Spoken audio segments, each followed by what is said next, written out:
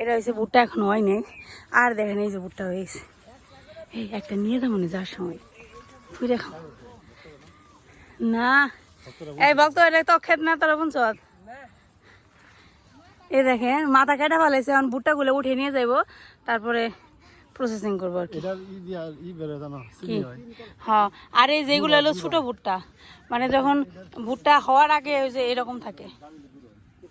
গ্রামের রাস্তার মজাই আলাদা, আনন্দই আলাদা। কেন বলেন তো? এই যে দেখেন এখন ধানের সিজন, এই যে মেশিন চলতেছে, এখানে অনবরত জল যায়। আপনারা যদি রাস্তায় হাঁটতে হাঁটতে ক্লান্ত হয়ে যান অথবা গলা শুকিয়ে যায়, তখন আপনার এই যে এই জলটা খেতে পারেন। এটা কিন্তু খারাপ জল না, এটা খাওয়ার উপযুক্ত। একটু আয়রন বেশি থাকে, কারণ এগুলো খাওয়ার জন্য ব্যবহার করা হয় না, এগুলো হচ্ছে ক্ষেতের মধ্যে জল দেয়। কিন্তু অনেক সময় হয় না, বিপদের সময় যে কোনো জিনিসই তখন অমূল্য সম্পদ বলে মনে হয়। আপনি যখন আপনি যখন গরমের মধ্যে হেঁটে যাবেন, তখন এই জলটা আপনার কাছে মনে হবে পৃথিবীর সব থেকে সুস্বাদু এবং প্রয়োজনীয় জিনিস।